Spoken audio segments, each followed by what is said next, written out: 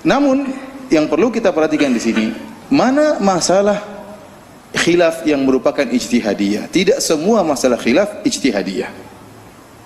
Bahkan ada perkara yang benar-benar menyelisih ijma'.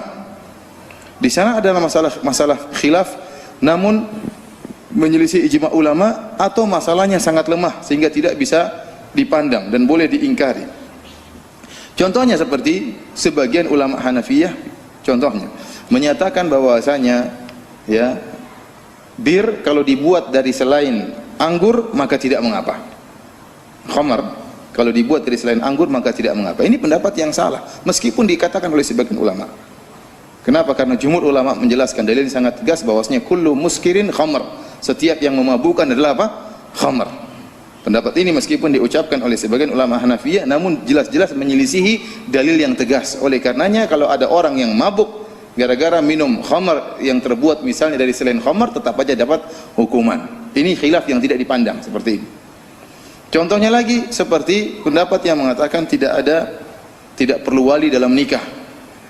Ya, boleh seorang menikah wanita tanpa ada wali. Ini pendapat juga dari ulama Hanafiyah, akan tapi menyelisih hadis yang sahih, la nikah illa biwali. Tidak ada nikah kecuali dengan apa? Wali. Ini pendapat yang tidak diikuti.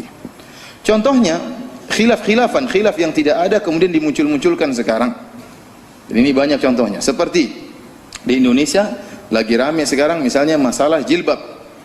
Ternyata ada seorang doktor dari Mesir, Dr. Quraish Shihab, dia mengatakan bahwasanya masalah pakai jilbab masalah khilafiyah, maka tidak perlu diingkari. Tidak pakai jilbab juga tidak apa-apa. Ada ulama yang mengatakan tidak mengapa tidak pakai jilbab, maka tidak boleh diingkari. Ini khilaf ngawur. Tatkala kita membaca buku-buku literatur fikih, buku-buku tafsir, semua ulama berpendapat bahwasanya jilbab itu apa? Wajib. Khilaf mereka cuma masalah apakah wajah ini ditutup atau tidak. Itu khilafnya pada poin tersebut.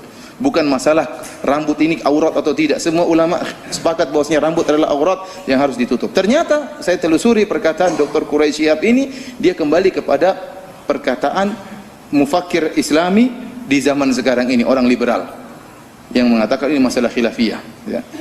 Oleh karena saya katakan tidak semua masalah khilafiyah kemudian kita toleransi. Kita cek dulu apakah khilaf ini benar-benar khilaf oleh para ulama atau khilaf buatan, khilaf yang diada-adakan. Ya, contohnya lagi misalnya masalah musik. Mohon maaf, musik ijma' ulama haram. Apalagi ulama Syafi'iyah. Imam Syafi'i keras masalah musik. Semua mazhab mengharamkan musik. Imam Syafi'i mengatakan kalau ada orang yang mencuri alat musik maka tidak perlu dipotong tangan. Mencuri alat musik tidak perlu dipotong tangan karena hukumnya sama seperti mencuri babi dan sama dengan mencuri khamr, tidak perlu dipotong tangan. Karena ini semuanya haram. Ini dalam kitab Al-Dia sebutkan hal ini. Imam Syafi'i juga menyebutkan barang siapa yang menghancurkan alat musik orang lain maka tidak perlu ganti.